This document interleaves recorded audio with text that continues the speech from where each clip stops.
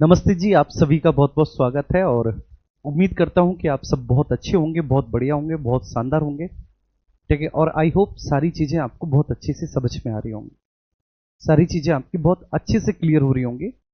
शायद आपको किसी भी तरह का कोई भी डाउट ना रहा हो इस सेशन में। ठीक है, आइए हम लोग बातचीत कर रहे थे भारतीय संविधान की विशेषताओं के बारे में, है ना।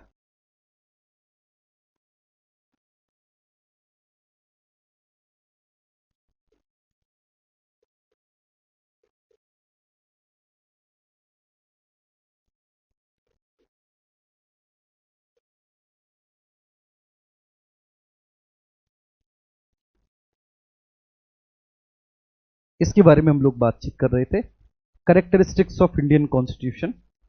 ठीक है। और राज्य व्यवस्था हम लोग पढ़ रहे हैं मेरे भाई, जिसे इंग्लिश में पॉलिटी कह देते हैं। और ये बैच है आपका थानेदार बैच, है ना। थानेदार बैच है दोस्त।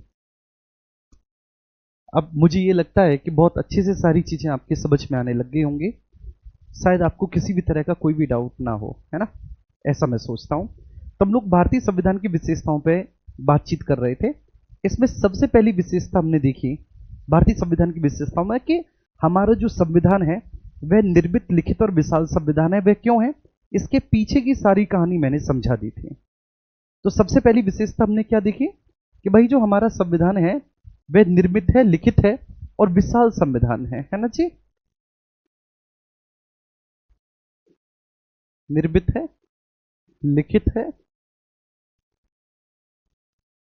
और विशाल संविधान है।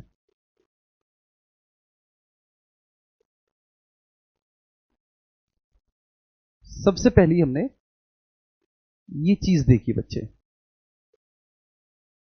निर्मित, लिखित और विशाल संविधान है। इनेक्टेड, रिटन और ह्यूज कॉम्प्रिहेंसिव कॉन्स्टिट्यूशन है।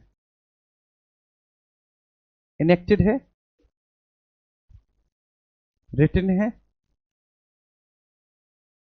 And huge comprehensive, huge comprehensive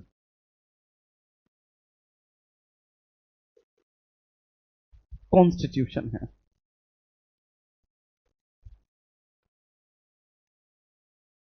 constitution है सबसे पहली चीज। ठीक है, ये क्यों है, इसके पीछे की पूरी कहानी मैंने आपको बताई। निर्मित इसलिए कि भारतीय संविधान सभा ने बाकायदा इसका निर्माण किया है। इसके लिए एक संविधान सभा गठित हुई थी बच्चे, जो कि कैबिनेट मिशन की अनुशंसाओं के आधार पर चुनी गई थी, तो इसलिए निर्मित है, लिखित है, लिखा गया है बच्चे इसको। और विशाल संविधान, तो मैंने आपको बताया था कि विश्व का दूसरा कोई भी संविधान इतना विशाल है ही नहीं जितना कि हमारा भारतीय संविधान है। देखिए, दूसरी विशेषता हमने देखी, थोड़ी सी टफ लगी, लेकिन मैंने पूरी समझाने की कोशिश की मेरे प्यारे दोस्त, कि भाई हम संघात्मक संविधान है लेकिन हमारा झुकाव एकात्मकता की ओर है। तो ये हमारी दूसरी विशेषता थी कि संघात्मक संविधान, संघात्मक संविधान है परंतु एकात्मकता की ओर झुकाव है।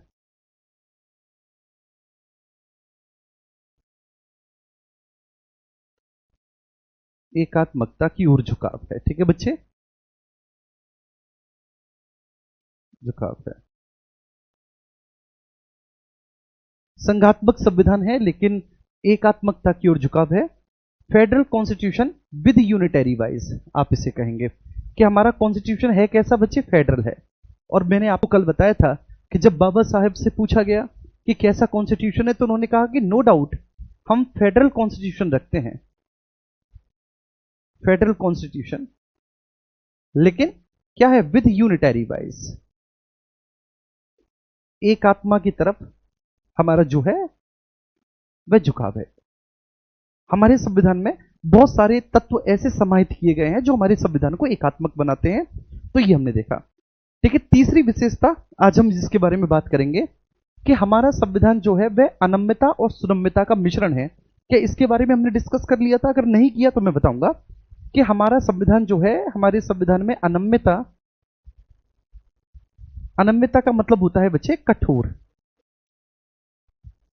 अनम्यता और सुनम्यता का मिश्रण है। अनम्यता और सुनम्यता का मिश्रण है। मिश्रण है। ठीक है, मतलब हमारा संविधान कठोर भी है और हमारा संविधान लचीला भी है। सुनम्यता मीन्स होता है बच्चे लचीलापन। तो हमारा संविधान कठोरता और लचीलेपन दोनों का मिश्रण है हमारा जो संविधान है। तो मतलब आप कहेंगे rigidity mixture of, it's a mixture of rigidity and flexibility.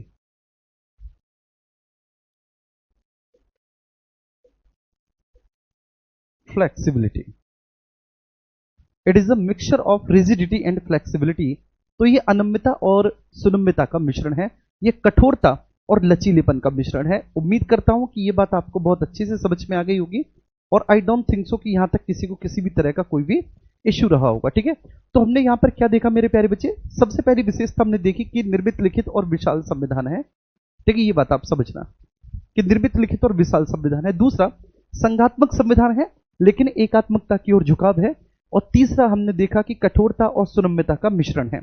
अब यहां पर जब हम बात करेंगे कठोरता और सुनम्यता का मिश्रण है, तो कौन सा संविधान कठोर संविधान होता है और कौन सा संविधान सुनम्य संविधान होता है, ये हमें समझना है ना। कठोर संविधान का मतलब है बच्चे कि ऐसा संविधान जिसमें संशोधन करना बहुत मुश्किल हो, उसको आप कठोर संविधान कहेंगे। ठीक है जी, नंबर फर्स्ट आप समझना, कठोर संविधान कौन सा है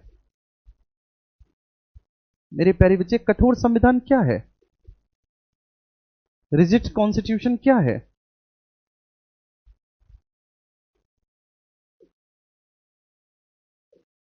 कॉन्स्टिट्यूशन क्या है, कठोर संविधान। तो कठोर संविधान एक ऐसा संविधान है जिसमें संशोधन करना नेक्स्ट टू इम्पॉसिबल होता है। जैसे अमेरिका का संविधान कि अगर आप संशोधन करने गए ना तो भैया बहुत कठिन है संशोधन करना। क्लियर है। तो हमारे संविधान में कुछ प्रावधान ऐसे हैं कि जहां संशोधन करना बहुत कठिन हो जाता है, नेक्स्ट टू इम्पॉसिबल हो जाता है। यस, दिस इज ट्रू कि संशोधन करना बहुत कठिन हो जाता है। लेकिन कुछ प्रावधान ऐसे भी हैं बच्चे जहां पर ऐसे चुटकी बजाकर संशोधन हो जाता है, मतलब संशोधन करने की प्रक्रिया बहुत ही सरल है। ठीक है, संशोधन करने की प्रक्रिया बहुत ही सरल है, इतना सिंपल है। नवनीत बेटा इसमें क्या समझ में नहीं आ रहा, enacted written and huge comprehensive constitution. ठीक है, अगर नहीं समझ में आ रहा तो मैं साथ के साथ बोल भी रहा हूं मेरे प्यारे बच्चे। इसमें कौन सी ऐसी बात है बच्चे, संघात्मक संविधान परंतु एकात्मकता की ओर झुकाव। बेटा अगर बाबू ये भी नहीं आ रहा समझ में तो मैं बोल रहा हूं, बोल बोल के आप लिखते चले जाओ। मैं मानता हूं कि मेरी राइटिंग खराब है, ठीक है, ऐसा आपको लगता है, लेकिन ये आप ही के बैच में है। जब मैं सिविल सर्विसेज में पढ़ाता हूं ना तो बच्चे कहते हैं कि साहब बहुत अच्छी राइटिंग है। ठीक है ना, तो वो आपको लगता है, चलिए कोई बात नहीं। तो यहां पर आपको ये समझना है। तो सबसे पहले हम कठोर संविधान, कठोर संविधान कौन सा होगा, ऐसा संविधान बेटा जिसमें संशोधन करना बहुत मुश्किल हो, वह कठोर संविधान है। नेक्स्ट टू इम्पॉसिबल हो संशोधन करना, है ना कठोर संविधान। तो भैया ऐसा संविधान, ऐसा संविधान जिसमें संशोधन करना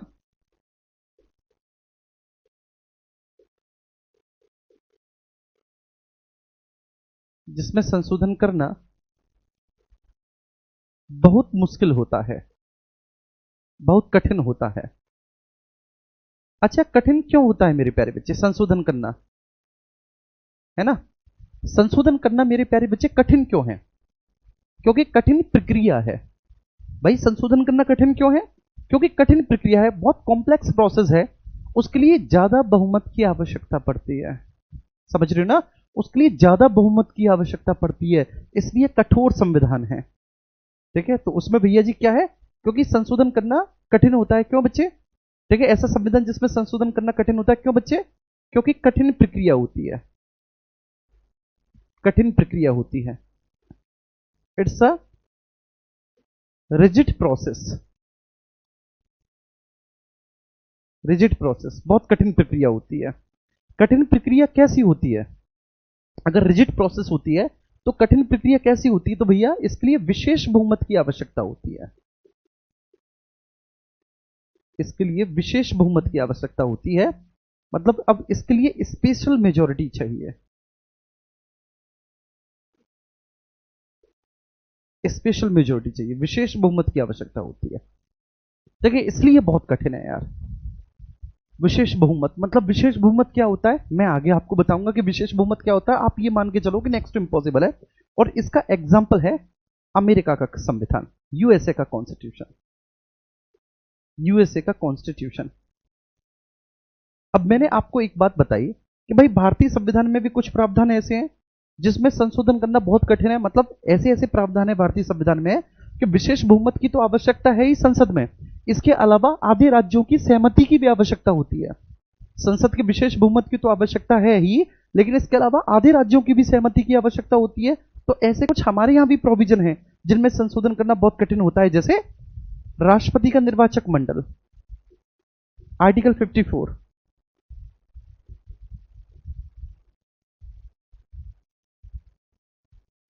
राष्ट्रपति का निर्वाचक मंडल, इलेक्टोरल कॉलेज ऑफ प्रेसिडेंट,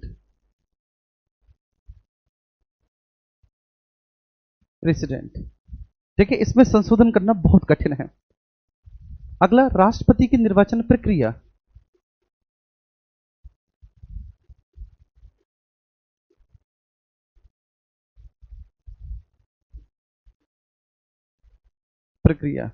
ठीक है, electoral process of president,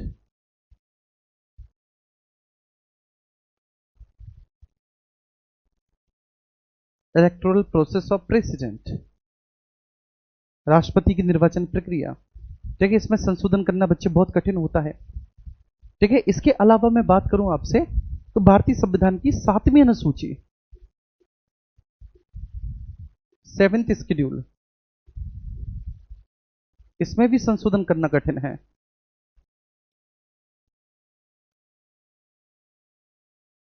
seventh schedule, इसमें भी संशोधन करना कठिन है। भारतीय संविधान की 4थी अनुसूची, 4th शेड्यूल, इसमें भी संशोधन करना कठिन है। 4th schedule,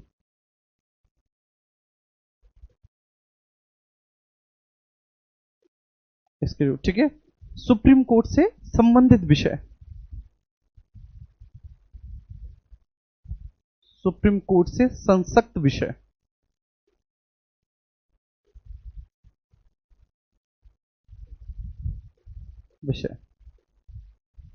subject related to supreme court,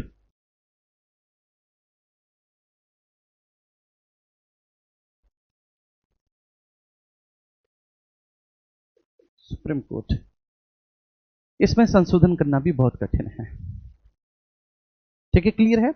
कठोर संविधान मेरे प्यारे बच्चे, ऐसा संविधान जिसमें संशोधन करना बहुत कठिन होता है। क्लियर है सर। एक बच्चे का कमेंट है प्रदीप कुमार का, वो एक सर का नाम ले रहे हैं कि उन्होंने पढ़ाया था कि आर्टिकल 358 से आर्टिकल 19 को समाप्त किया जा सकता है। नहीं बेटा, ठीक है, समाप्त नहीं किया जा सकता। ठीक है ना, आर्टिकल 358 जब लागू होता है तो आर्टिकल 19 जो है वह स्वतः निलंबित हो जाएगा। समाप्त नहीं किया जा सकता, स्वतः निलंबित हो जाएगा। ठीक है, ये प्रश्न यूपी पुलिस में आया भी था और आप जिन सर का नाम ले रहे हैं उन्होंने गलत करा दिया था। फिर उन्होंने मुझसे पूछा कि सर इसका बताना क्या होगा, मैंने 358 करा दिया है। प्रश्न कुछ इस तरह से था कि जब कभी भी 352 के आधार पर राष्ट्रीय आपात की उद्घोषणा होती है तो कौन कौन से आर्टिकल के तहत या किस आर्टिकल के तहत आर्टिकल 19 के अतिरिक्त अन्य मौलिक अधिकारों को राष्ट्रपति के अनुशंसा पर निलंबित किया जाता है। तब मैंने कहा था कि आर्टिकल 359 होगा कि सर मैंने 358 करा दिया क्लास में। मैंने कहा आपने गलत करा दिया, कोई बात नहीं, आप मैसेज पिन कर देना। ठीक है, तो आप जिनका नाम ले रहे हैं मैंने बता दिया। क्लियर है, समाप्त नहीं किया जा सकता, निलंबित किया जा सकता है। फिलहाल वो कल की बात थी, ठीक है, वो कल मैंने बताया था। अब हम आज इस पर बात करेंगे कि कठोर संविधान ऐसा संविधान जिसमें संशोधन करना बहुत कठिन होता है, कठिन प्रक्रिया है, विशेष बहुमत की आवश्यकता पड़ती है ना, कठिन प्रक्रिया है, विशेष बहुमत की आवश्यकता पड़ती है। तो सर ये मैंने बताया आपको। ठीक है, अब भारतीय संविधान में कुछ ऐसे प्रावधान है जिसमें संशोधन करना इतना कठिन है, इतना कठिन है कि भाई विशेष बहुमत की तो आवश्यकता पड़ेगी ही पड़ेगी, लेकिन विशेष बहुमत के साथ साथ आधे राज्यों की सहमति और स्वीकृति भी चाहिए। क्लियर है, आधे राज्यों की सहमति और स्वीकृति भी चाहिए, तो एक कठोर संविधान है। इसके बाद हम बात करेंगे मेरे प्यारे बच्चे लचीला संविधान। लचीला संविधान, इसको हम लोग बोलेंगे फ्लेक्सिबल कॉन्स्टिट्यूशन।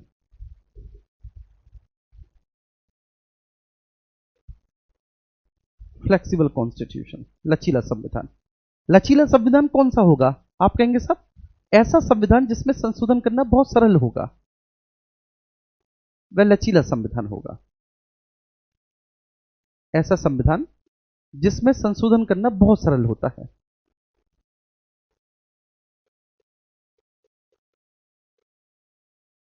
जिसमें संशोधन करना बहुत सरल होता है, बहुत सरल होता है। अगर मेरे भाई देखो ऐसा कोई भी संविधान जिसमें संशोधन करना बहुत सरल होता है, तो इसका मतलब क्या है भाई? ऐसा कोई भी संविधान जिसमें संशोधन करना बहुत सरल होता है, तो इसका मतलब क्या है? सरल प्रक्रिया है। ठीक है, वो क्या है भैया? सरल प्रक्रिया है, सरल प्रक्रिया है। आप कहेंगे सर एक जर्नल या फिर बड़ी, ठीक है, ऑर्डिनरी प्रोसेस है, ऑर्डिनरी प्रोसेस है, बहुत सरल है। ठीक है ना, आप केवल व केवल साधारण बहुमत से ही संशोधन कर सकते हैं। ठीक है, सरल प्रक्रिया है। क्यों? क्योंकि केवल व केवल साधारण बहुमत के माध्यम से ही उसमें संशोधन किया जा सकता है, साधारण बहुमत के माध्यम से।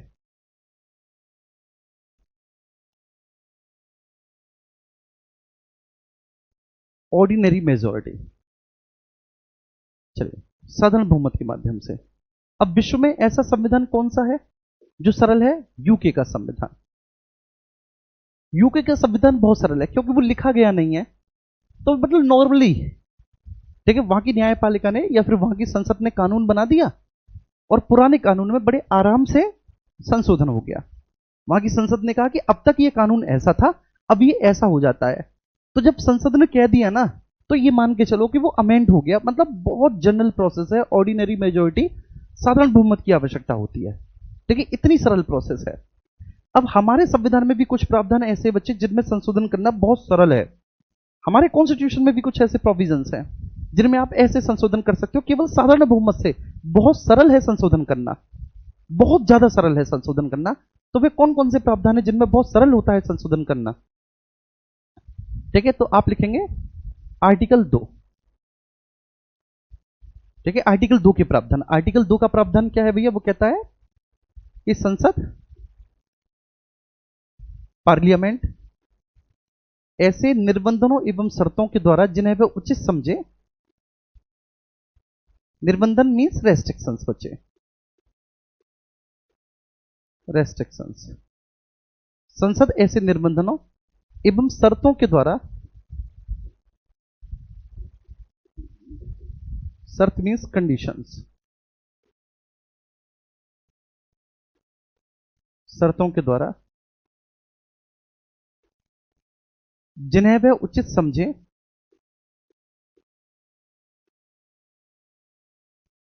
जिन्हें वह उचित समझे,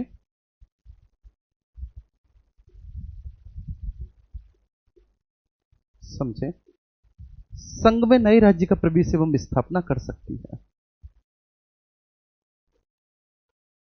संघ में नए राज्य का प्रवेश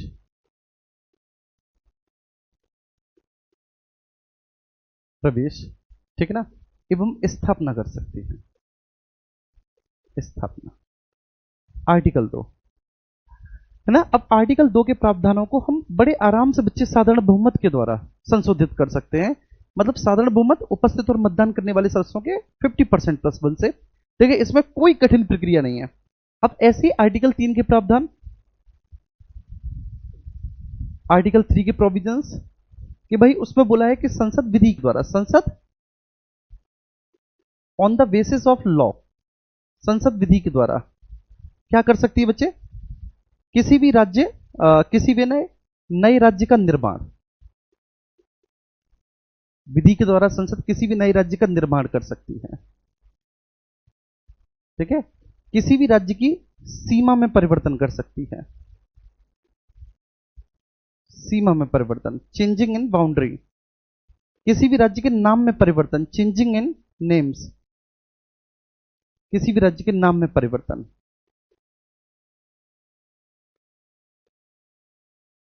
ठीक है, तो किसी भी राज्य के नाम में परिवर्तन कर सकती है, किसी भी राज्य के बेटे सीमा में परिवर्तन कर सकती है, नाम में परिवर्तन कर सकती है संसद। नाम में परिवर्तन, और किसी भी राज्य के, ठीक है, नाम, सीमा और बेटा क्षेत्र में परिवर्तन कर सकती है। क्षेत्र को घटा बढ़ा सकती है, क्षेत्र में परिवर्तन कर सकती है, क्षेत्र को घटा बढ़ा सकती है, ठीक है। तो ये संसद कर सकती है।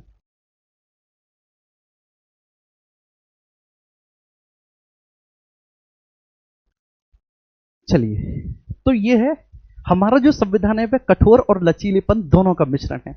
मतलब उसके कुछ प्रोविजंस ऐसे हैं जिनमें संशोधन करना बहुत ज्यादा कठिन है, तो इसलिए वह कठोर संविधान है, क्योंकि प्रोविजंस ऐसे हैं कुछ कि भाई संशोधन करना बहुत कठिन हो जाता है। और कुछ प्रोविजंस ऐसे हैं हमारे संविधान के जिसमें संशोधन करना बहुत ईजी है कंपैरेटिवली, आप यूं ही संशोधन कर सकते हैं साधारण बहुमत के द्वारा। तो भैया इसलिए दोनों का मिश्रण है हमारा संविधान, ना तो पूरी तरह से अमेरिका की तरह कठोर संविधान और ना ही पूरी तरह से बच्चे ब्रिटेन की तरह एक फ्लेक्सिबल कॉन्स्टिट्यूशन। चलिए, देखिए, पंडित विशाल भारद्वाज कह रहे हैं कि सर नवीन सर के बारे में आपका क्या कहना है, आप अच्छा पढ़ाते हैं या नवीन सर अच्छा पढ़ाते हैं। देखो ये होती है कंट्रोवर्सी ठीक है ना। आपके पास ऐसे सॉफ्टवेयर हैं कि आप एप्लीकेशन की क्लासेस को बड़े आराम से रिकॉर्ड कर सकते हैं और उसके बाद फिर आप डाल देंगे यूट्यूब वगैरह के चैनल्स पे, और आपके चैनल्स होंगे कुछ इंस्टाग्राम वगैरह पे, तो आप वहां के लिए कंटेंट निकाल रहे हैं। देखिए, हर एक शिक्षक अपने आप में बेहतरीन होता है, हर एक शिक्षक बच्चे मन से पढ़ाता है। शिक्षक कभी भी कोई छोटा या बड़ा नहीं होता, ठीक है। छोटा या बड़ा शिक्षक बनाया जाता है, ठीक है, मार्केटिंग, पीआर, इस तरह से। लेकिन हर एक शिक्षक बच्चे अपनी पूरी मेहनत करता है, अपना 100% देता है, पढ़कर आता है, आपको पढ़ाता है, और हर एक व्यक्ति बच्चे अपने आप में बहुत अच्छा होता है। कुछ ऐसे होते हैं जो, ठीक है ना, आपको बता देते हैं, कुछ ऐसे होते हैं इंट्रोवर्ट जो आपको नहीं बता पाते। बाकी का शिक्षक शब्द ही अपने आप में एक बहुत पवित्र शब्द होता है, ठीक है। तो सब अच्छे हैं, सब बढ़िया पढ़ाते हैं, सब बेहतरीन है, इसमें कोई दो राय नहीं है, ठीक है ना। लेकिन अगर मैं अपने बारे में कहूं तो मैं किसी से कोई कंपैरिजन नहीं, लेकिन मैं बहुत तुच्छ हूं बच्चे, मैं बहुत छोटा हूं, ठीक है। मुझसे भी ज्यादा बहुत नॉलेजेबल लोग पढ़े हुए हैं, ठीक है। मैं पॉलिटी में बस केवल इतना जानता हूं, केवल इतना, या जीएस के किसी भी विषय में, ठीक है। और मैं जितना जानता हूं बच्चे, मैं उसको डिलीवर करता हूं और एग्जाम में उतना आ जाता है, उससे ज्यादा नहीं आता, ठीक है। बस मुझे इतना पता है, मैं हर रोज पढ़ता हूं, हर नए विषय को संस्था मुझे देती है और मैं उसमें संस्था को खरा उतर के दिखाता हूं। लेकिन मैं बहुत छोटा हूं सच में, ठीक है। ये जिंदगी, ठीक है, किताब पढ़ने में और पढ़ाने में ही निकल जाएगी, मैं इतना छोटा हूं। अगर मैं पूरे जीवन भर भी अध्ययन करूं ना, तब भी शायद मैं, ठीक है, अपने आप में संपूर्णता हासिल ना कर सकूं, क्योंकि कोई नहीं कर पाया आज तक।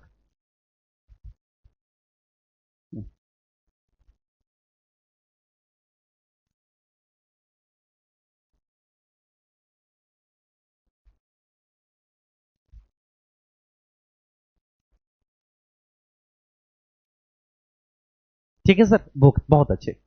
चलिए, तो ये आपने पूछा ठीक है, ये मैंने बता दिया। लेकिन मेरे प्यारे बच्चे, देखिए, अब तीन विशेषताएं हमने पढ़ ली। एक विशेषता पढ़ ली कि वह हमारा संविधान निर्मित, लिखित और विशाल संविधान है, ठीक है। सबसे पहली विशेषता है कि निर्मित, लिखित और विशाल संविधान है। वो कैसे है?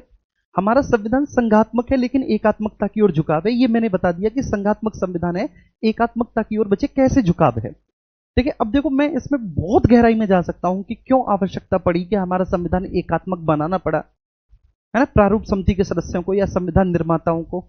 तो वो बहुत सारी चीजें हैं, लेकिन अभी आप इस मन स्थिति में नहीं है कि मैं वो आपको स्टोरी बताऊं। क्लियर है ना? हमारा संविधान में कुछ प्रावधान ऐसे हैं जिसमें संशोधन करना बहुत कठिन होता है, कठोर होता है। कुछ ऐसे हैं जिसमें संशोधन करना बहुत सरल होता है। तो हमारा संविधान दोनों का मिक्सचर है, दोनों का मिश्रण है। ये हमारे संविधान की विशेषताएं, ठीक है। अब मैं यहीं पर सारी विशेषताएं लिखूंगा, ठीक है, फिर आगे मैं समझाता चला जाऊंगा, यहां पर विशेषता लिखता चला जाऊंगा। तीन विशेषताएं होगी। अब इसके बाद बच्चे, हमारा जो संविधान है, हमारा संविधान डिलीवर करता है एक पब्लिक वेलफेयर स्टेट को, एक लोक कल्याणकारी राज्य को। तो हमारा संविधान बेटा डिलीवर करता है हमको एक लोक कल्याणकारी राज्य, ठीक है ना जी। तो नेक्स्ट आगे हम बात करेंगे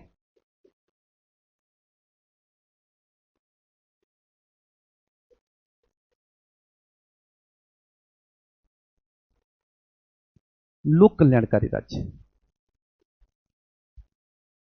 पब्लिक वेलफेयर स्टेट, जो हमारा संविधान है वो डिलीवर करता है। ठीक है, क्या डिलीवर करता है हमारा कॉन्स्टिट्यूशन? पब्लिक वेलफेयर स्टेट, एक लोक कल्याणकारी राज्य को डिलीवर करता है। अब ये लोक कल्याणकारी राज्य क्या होता है? तो लोक कल्याणकारी राज्य का मतलब होता है मेरे प्यारे बच्चे, एक ऐसा राज्य, मेरे प्यारे दोस्त, जो अपने नागरिकों को सामाजिक, आर्थिक, राजनीतिक न्याय उपलब्ध कराए। ठीक है, लोक कल्याणकारी का मतलब होता है public welfare state. Public welfare state का मतलब है कि जहां पर सामाजिक आर्थिक न्याय दिया जाता हो, जहां पर स्वतंत्रता दी जाती हो लोगों को विचार, अभिव्यक्ति, विश्वास, धर्म और उपासना की, इस तरह की। ठीक है, तो हम एक लोक कल्याणकारी राज्य हैं, इसमें कोई दो राय नहीं है। ये हमारे संविधान की विशेषता है कि हम एक लोक कल्याणकारी राज्य हैं। ठीक है, अब इसमें कोई समझना नहीं है, अगर समझना भी है तो मैं समझा दूंगा, इसमें कोई इशू नहीं है। नेक्स्ट, फिर जो हमारी अगली विशेषता हो जाती है कि हम एक लोक कल्याणकारी राज्य तो है ही हैं, ये बहुत अच्छी बात है। देखिए, इसके अलावा हमारे संविधान में कुछ ऐसे तत्वों का समावेश है जो कि हमारे संविधान को और ज्यादा सुंदर बना देता है, और ज्यादा जन केंद्रित बना देता है, और ज्यादा देखिए बेहतर बना देता है। तो वो कौन कौन से प्रावधान है? तो सबसे पहले, हम एक सेकुलर स्टेट है, पंथ निरपेक्ष राज्य हैं हम।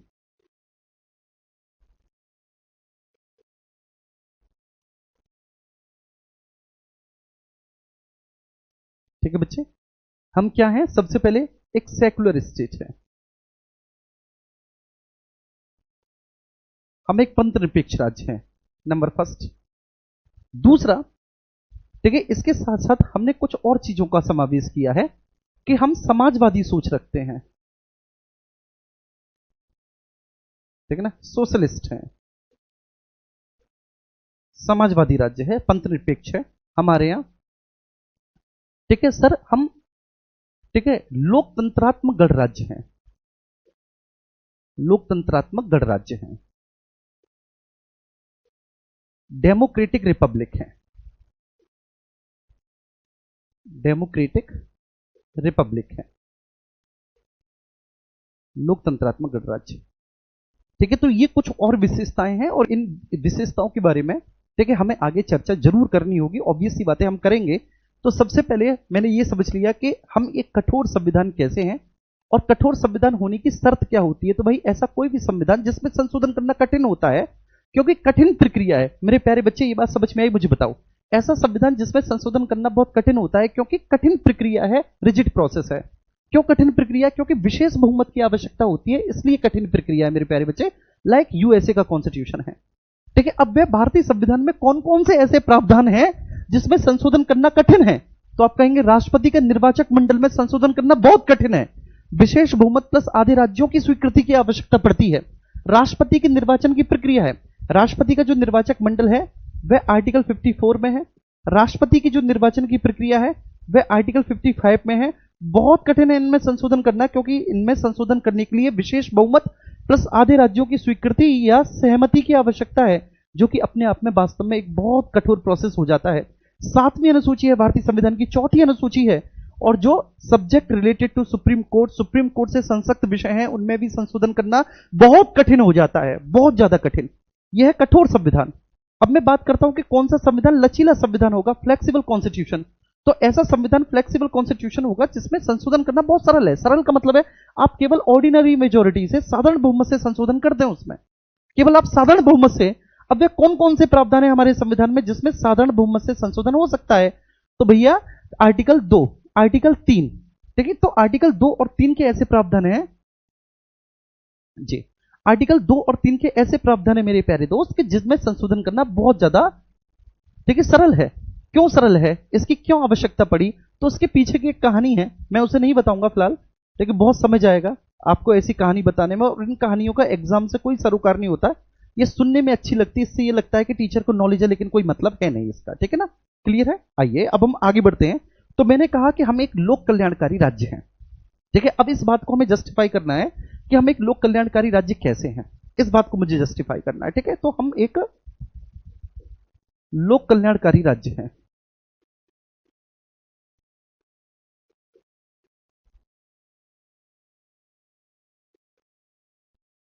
राज्य है, पब्लिक वेलफेयर स्टेट है, लोक कल्याणकारी राज्य है हम, नंबर फर्स्ट।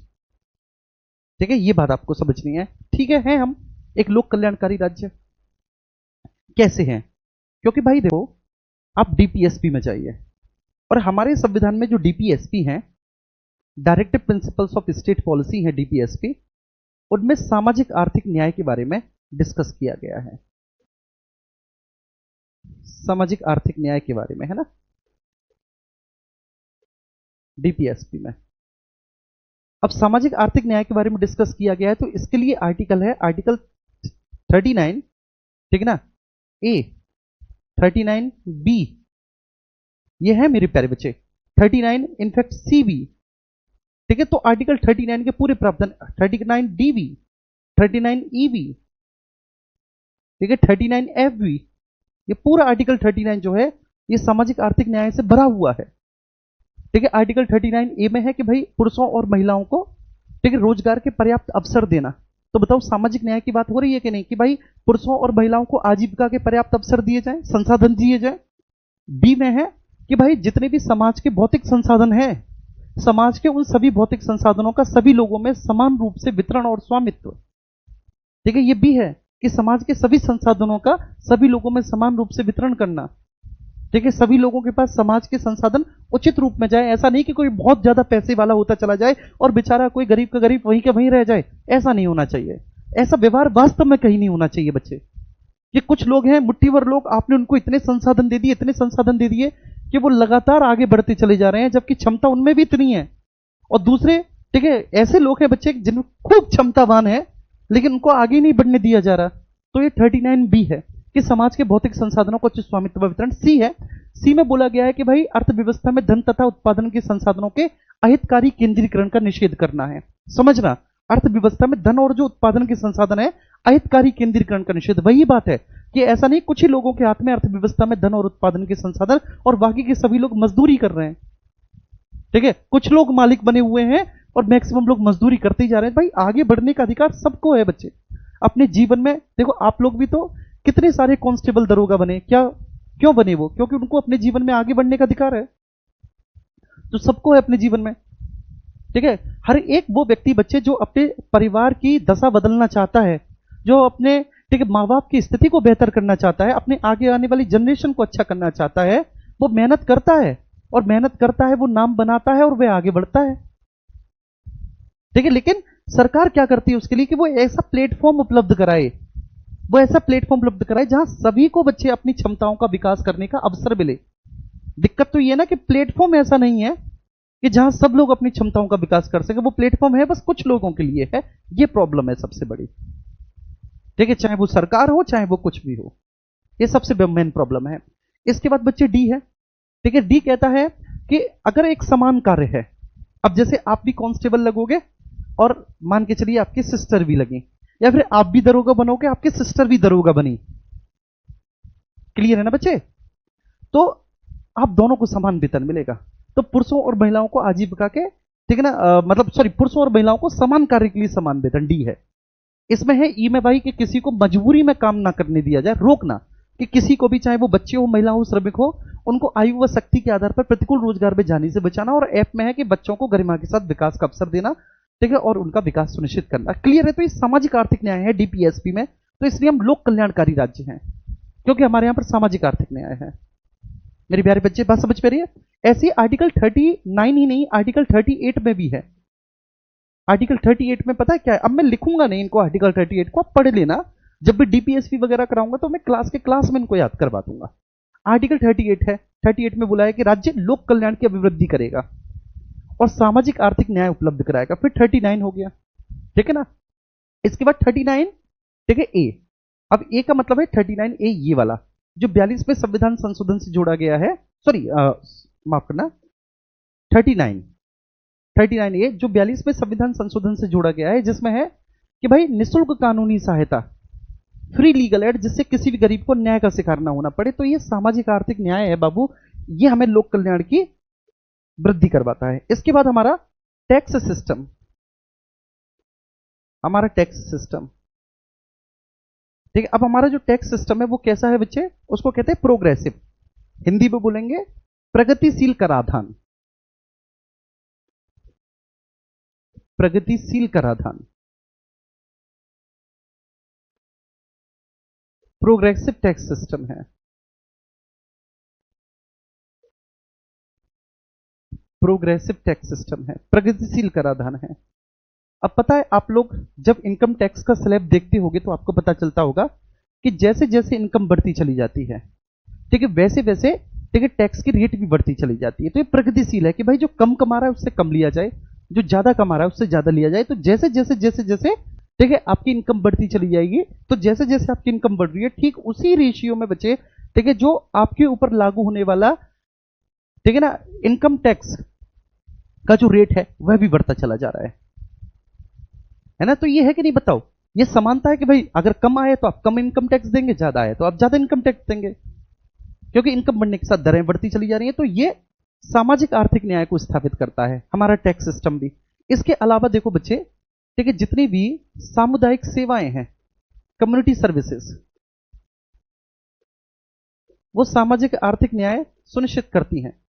ठीक है, जितनी भी सामाजिक सहायता कार्यक्रम है सरकार के द्वारा, वे सभी सामाजिक आर्थिक न्याय सुनिश्चित करते हैं। जितनी भी सामुदायिक सेवाएं हैं और जितने भी सामाजिक सहायता कार्यक्रम है, जैसे एम्बुलेंस है, आप कॉल करो फ्री में एम्बुलेंस आती है, सामुदायिक सेवाएं हैं। बात समझ में आ रही है ना मुझे? फ्री में एम्बुलेंस आती है कि कोई भी घटना हो गई, घर पे आग लग जाए, ठीक है, किसी की दुकान में, किसी की फैक्ट्री में, आप कॉल करो एम्बुलेंस, क्या नाम है, फायर एक्सटिंग्विशर आती है, ठीक है, वो आपका भैया फायर बुझा के जाती है। क्या वो कोई रुपया लेते हैं आपसे? नहीं, वो सामुदायिक सेवाएं हैं, सामाजिक सहायता कार्यक्रम, वृद्धा पेंशन, विधवा पेंशन। अभी आप देखो, ठीक है, प्रधानमंत्री गरीब अन्न कल्याण योजना, जिसमें 5-5 किलो शायद राशन मिलता है, आप लोग बहुत अच्छे से जानते होंगे। सामाजिक सहायता कार्यक्रम क्या कर रहे हैं? सामाजिक आर्थिक न्याय, ठीक है, तो रोजगार के कार्यक्रम, सामुदायिक सेवाएं, ये सब लोक कल्याणकारी राज्य के रूप में हमें स्थापित कर रहे हैं। हम एक लोक कल्याणकारी राज्य बना रहे हैं। ठीक है, अब मेरी बात आई ना समझ में सभी को कि हम एक लोक कल्याणकारी राज्य कैसे? कोई भी आपसे पूछ ले, मैं पॉलिटी रटवा नहीं रहा बच्चे, ये समझना, ठीक है, मैं आपको समझा रहा हूं कि कोई भी आपसे पूछे कि भाई क्या हम पब्लिक वेलफेयर स्टेट है, आप कहेंगे कि हाँ भाई हम पब्लिक वेलफेयर स्टेट है। कि भाई कैसे हैं हम? इसलिए क्योंकि हमारे यहां पर सामाजिक आर्थिक न्याय सुनिश्चित करने का प्रावधान है। कहां पर है? डीपीएसपी में है, आर्टिकल 39A में है कि भाई पुरुषों और महिलाओं को आजीविका के या रोजगार के पर्याप्त साधनों का अधिकार। बी में समाज के भौतिक संसाधनों का उचित स्वामित्व व वितरण। सी में अर्थव्यवस्था में धन तथा उत्पादन के संसाधनों के अहितकारी केंद्रीकरण का निषेध। डी में समान कार्य के लिए महिला और पुरुषों को समान वेतन। आप अभी बनेंगे दरोगा, आपकी सिस्टर भी बनेंगी, आप देख लेना दोनों का वेतन समान होगा। क्यों? क्योंकि समान कार्य है तो समान वेतन। ई में है कि पुरुष हो, महिला हो या बच्चा हो, उसको आयु व मजबूरी में किसी भी प्रतिकूल रोजगार में जाने से बचाना, कि कोई व्यक्ति प्रतिकूल रोजगार में अपनी आयु व शक्ति के आधार पर ना जा पाए। जैसे मेरी क्षमता है 20 किलो वजन उठाने की, लेकिन मजबूरी में कोई मुझसे 30 किलो वजन उठवा के मुझे मेहनत आना दे रहा है, तो नहीं भाई, ये हमारा काम है कि ऐसे व्यक्ति को प्रतिकूल रोजगार में जाने से बचाना, उसके लिए उसकी आयु व क्षमता के आधार पर रोजगार देना। अब जैसे छोटे छोटे बच्चे ईंट की भट्टों में काम करते हैं, ठीक है, तो बताओ अपने आयु के विपरीत दिशा में काम कर रहे हैं कि नहीं? आयु उनकी जो है वो अलाउ नहीं करती कि वो ईंट के भट्टों पे काम करें, वह अलीगढ़ के कारखाने या ताले उद्योग में काम करें, वे भदोही या मिर्जापुर की कालीन उद्योगों में काम करें, वे फिरोजाबाद की बच्चे कांच उद्योगों में काम करें, चूड़ी उद्योग में काम करें। क्योंकि उनकी आयु कम है तो उनमें इतनी शक्ति नहीं है कि वो इस तरह के उद्योगों में काम करें, वो इस तरह के रोजगार को करें, लेकिन फिर भी वो मजबूरी में कर रहे हैं ना। तो अगर वो फिर भी मजबूरी में कर रहे हैं तो उनको वहां से बच्चे करने से हमें बचाना है, ठीक है, उनको प्रतिकूल रोजगार में जाने से बचाना। एक महिला, ठीक है, जिसका वजन मुश्किल से 40 किलोग्राम है, वो भट्टों पे काम करती रहती है, सुबह से शाम तक अपने बच्चों को पालती है, तो ये सरकार का काम है कि ऐसे लोगों को किसी दूसरे रोजगार में देना। तो आयु व शक्ति के आधार पर प्रतिकूल रोजगार में जाने से बचाना, ये ई है। एफ है कि बच्चों को गरिमा के साथ विकास का अवसर देना, उन्हें न्याय उपलब्ध कराना। तो ये सामाजिक आर्थिक न्याय है, इस वजह से हम एक लोक कल्याणकारी राज्य हैं।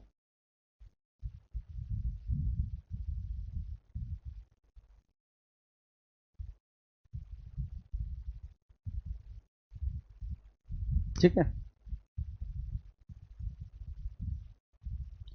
भाई, नोट्स अगर बनाने हैं ना अर्जेस, तो किताब ले ले मेरे भाई, किताब पढ़ ले। और समझना है तो इस क्लास में हो कि सर नोट्स नहीं बन पा रहे, तुम नोट्स बनाने के लिए यहां पे आई हो।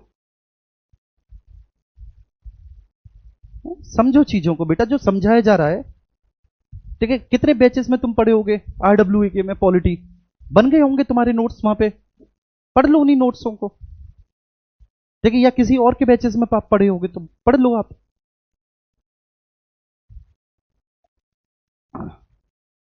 चलिए ठीक है बच्चे, तो हम एक लोक कल्याणकारी राज्य हैं। इसके बाद हम एक पंथ निरपेक्ष राज्य हैं। अगली चीज आई कि भाई हम कैसे हैं, पंथ निरपेक्ष राज्य हैं मेरे प्यारे बच्चे।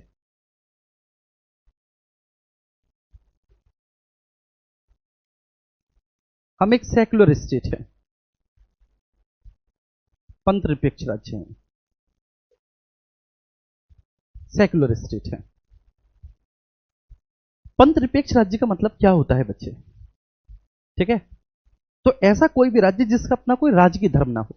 मैंने आपको बताया था धार्मिक आधारों पर बेटा राज्य 3 प्रकार के होते हैं, ठीक है? ये बात मैं समझा रहा हूं, धार्मिक आधारों पर। और बेटा नोट्स भी अच्छे बनेंगे, आप पहली बार ऐसा पढ़ रहे हो ना, तो इसलिए आपको ये समझ में नहीं आ रहा। ये दिक्कत है हमारी, हम हिंदी मीडियम वालों की दिक्कत है कि हमें बचपन से कैसे पढ़ाया गया है। हम खुद इस बात को कहते हैं कि भाई एसएसटी में हमें ऐसे पढ़ाया जाता था कि पहले क्वेश्चन का आंसर इस पैराग्राफ से इस पैराग्राफ लिख लो और रट लो। कभी एनसीईआरटी वाले स्टूडेंट्स जो इंग्लिश में और इंग्लिश मीडियम स्कूल में पढ़ते हैं, बोर्डिंग स्कूल में, उन्हें आप देखना उनके नोट्स इतने से होते हैं, एक कॉपी नहीं भर पाती पूरे सेशन में उनकी, लेकिन उनको समझ होती है। हम लोगों ने कैसे पढ़ा, मुझे आज तक केमिस्ट्री में बहुत सारी परिभाषाएं याद हैं, इलेक्ट्रोमैग्नेटिक पोटेंशियल की या फिर इलेक्ट्रोकेमिकल पोटेंशियल वगैरह, ये सारी परिभाषाएं याद है, लेकिन मुझे कभी पता नहीं था कि होता क्या है। बस रट लिया और एग्जाम दे लिया, पास हो गए, अच्छे मार्क्स आ गए। ये प्रॉब्लम है हमारे साथ, ठीक है, हिंदी मीडियम वालों के साथ, स्पेशली जो ऐसे स्कूलों में पढ़े हो जहां पर रटाया गया हो एसएसटी। तो हमें वही चाहिए कि रट जाए, बस अपना रट लेंगे एक एक लाइन, बात खत्म। तो ठीक है, पंथ निरपेक्ष राज्य, धार्मिक आधारों पर बच्चे राज्यों के प्रकार,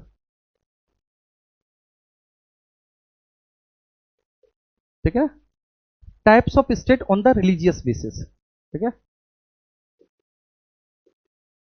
religious basis, types of state on the basis of religion.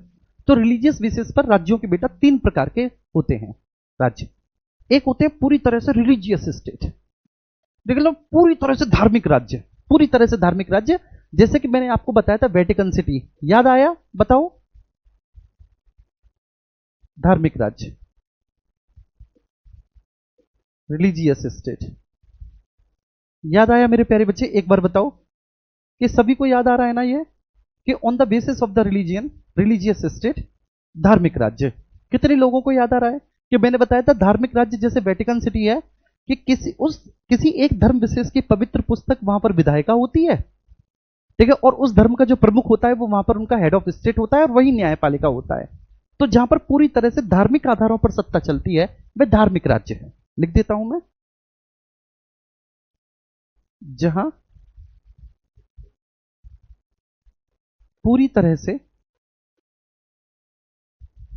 जहां पूरी तरह से धार्मिक आधारों पर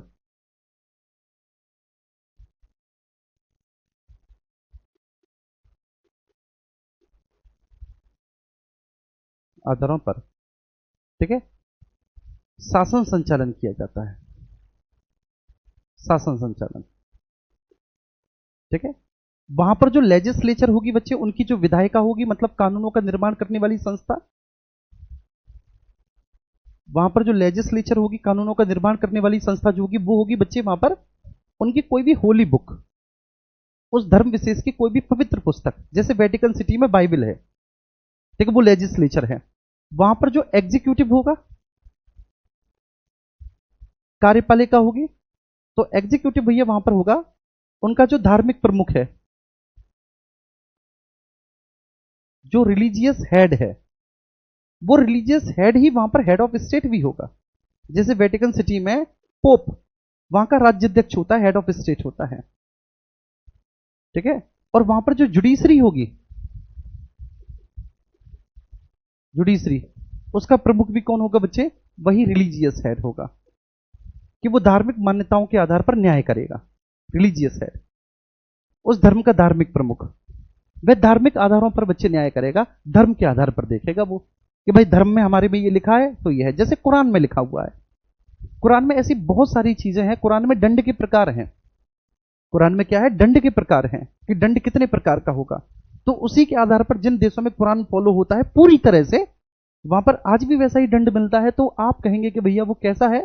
देखिए, एक है रिलीजियस स्टेट, पूरी तरह से धार्मिक राज्य, ठीक है, धार्मिक आधारों पर एक रिलीजियस स्टेट। दूसरा होता है कि धार्मिक नहीं है, पूरी तरह से धार्मिक नहीं है, धर्म प्रभावित है। कैसा है वह, धर्म प्रभावित है, धर्म प्रभावित है, ठीक है ना। रिलीजियस इन्फ्लुएंस्ड है, रिलीजियस इन्फ्लुएंस्ड है, धर्म प्रभावित है।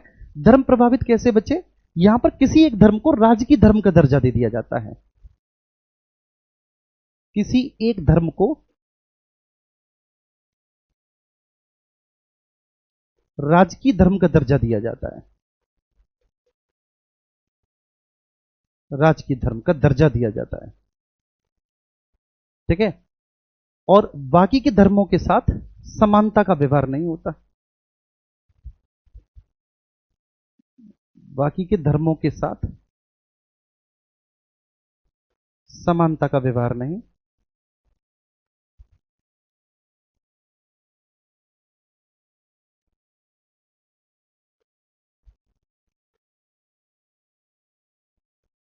समानता का व्यवहार नहीं।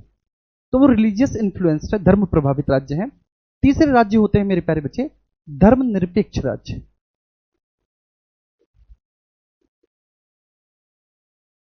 राज्य, सेक्युलर स्टेट, धर्मनिरपेक्ष राज्य, सेक्युलर, ठीक है। अब ये जो धर्मनिरपेक्ष या पंथ निरपेक्ष बातें की है बच्चे, ठीक है, वो होंगे बच्चे सेक्युलर स्टेट, ठीक है, जिस राज्य का कोई राजकीय धर्म नहीं होता,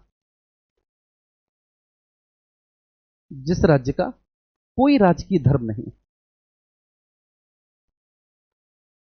कोई राजकीय धर्म नहीं। जैसे हमारा भारत है, तो इसका बेटा कोई राजकीय धर्म नहीं। आप इसका एग्जाम्पल पूछना चाहेंगे, जैसे पाकिस्तान हो गया, ईरान हो गया, वे धर्म प्रभावित है, पाकिस्तान ईरान। लेकिन हमारा भारत, हमारा अपना कोई राजकीय धर्म नहीं है, हमारे यहां पर सभी धर्मों के साथ समान व्यवहार है,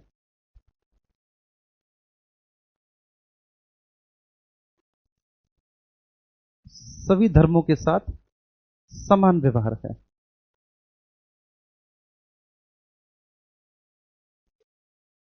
समान व्यवहार है, तो वह धर्मनिरपेक्ष राज्य है। देखिए, उम्मीद करता हूं कि बात आपको बहुत अच्छे से समझ में आ गई होगी, और यहां तक किसी को किसी भी तरह का बेटा कोई इश्यू नहीं होगा। तो एक विशेषता हमने और देखी कि हम पंथ निरपेक्ष हैं, तो धार्मिक आधार पर राज्य कितने प्रकार के होते हैं। हम कौन से वाले हैं, हम ये वाले हैं। क्या हम ये वाले हैं, नहीं। क्या हम ये वाले हैं, बिल्कुल भी नहीं, ना हम ये वाले, ना हम ये वाले, हम ये वाले हैं, ठीक है। इसके बाद हम लोकतांत्रिक गणराज्य हैं, लोकतांत्रिक गणराज्य हैं हम डेमोक्रेटिक रिपब्लिक हैं,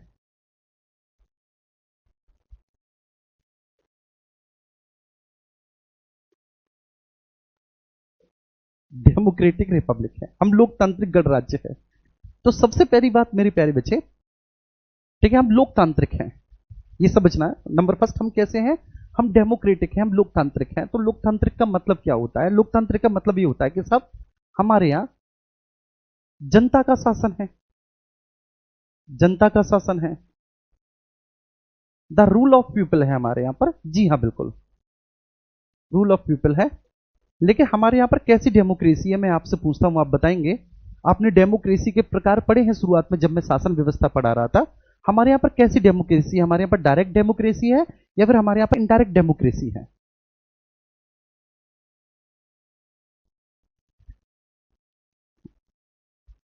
बताएंगे, हमारे यहां पर डायरेक्ट डेमोक्रेसी है या हमारे यहां पर इनडायरेक्ट डेमोक्रेसी है। तो आप कहेंगे कि हमारे यहां पर इनडायरेक्ट डेमोक्रेसी है, अप्रत्यक्ष लोकतंत्र है, अप्रत्यक्ष लोकतंत्र है हमारे यहां पर। इस अप्रत्यक्ष लोकतंत्र को हम लोग प्रतिनिधि लोकतंत्र कहते हैं,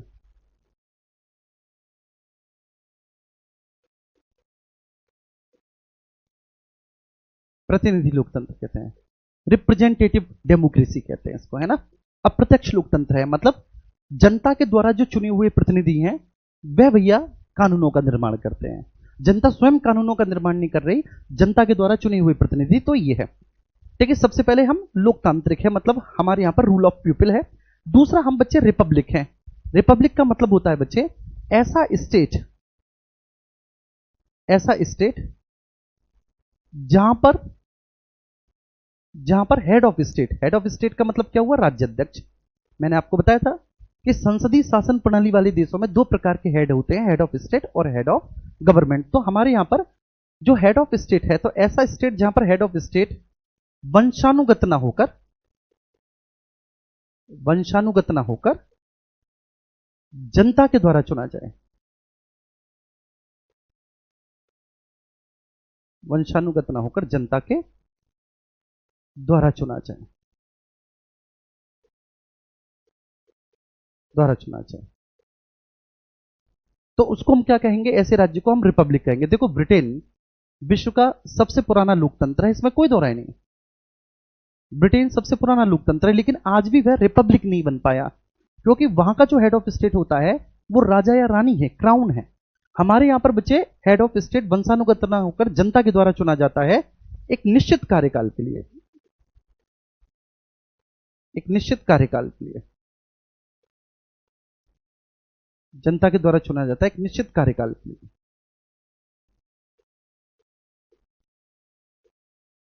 निश्चित कार्यकाल के लिए। ठीक है, तो उसको हम लोग क्या कहेंगे, डेमोक्रेटिक रिपब्लिक, लोकतांत्रिक गणराज्य कहेंगे।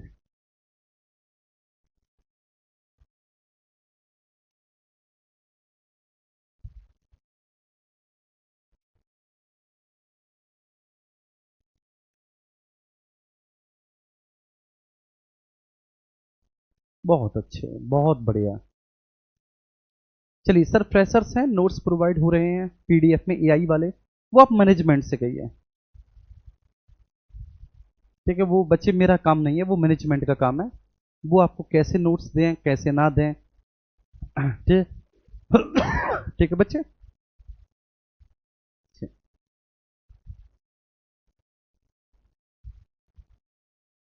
सैफ अली खान कह रहे हैं भैया भारत भी अब धर्म प्रधान हो गया है, धर्म प्रभावित हो गया। देखो ठीक है, जो सरकार है और सरकार का कोई भी व्यक्ति जो हिस्सा है उसको पूरी तरह से न्यूट्रल रहना चाहिए, मेरा इसमें यह मानना है।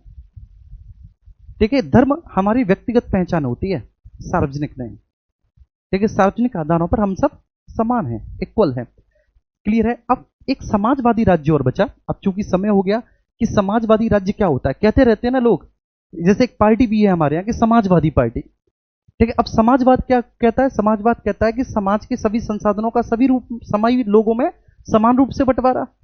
अब वो जो पार्टी है भैया सो कॉल्ड, ठीक है, आप उस पार्टी में देखिएगा वो बेशक समाजवादी कहती है, लेकिन ठीक है उसमें इतना भाई भतीजावाद है, तो भैया वो कहां से समाजवादी हुए। ठीक है, तो ये समझना चाहिए समाजवाद की परिभाषा लोगों को बहुत अच्छे से कि समाजवाद क्या है, समाजवाद का मतलब कैसा है भारत में, इसे हम कल समझेंगे। ठीक है, तो अच्छे से समझ में आया मेरे भाई।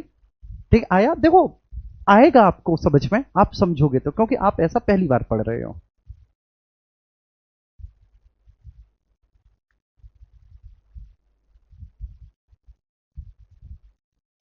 ठीक है, चलिए, तो थैंक यू सो मच।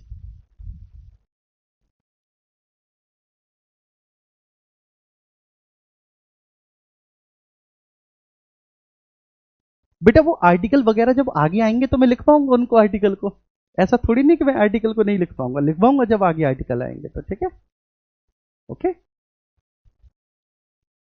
ठीक है, थैंक यू।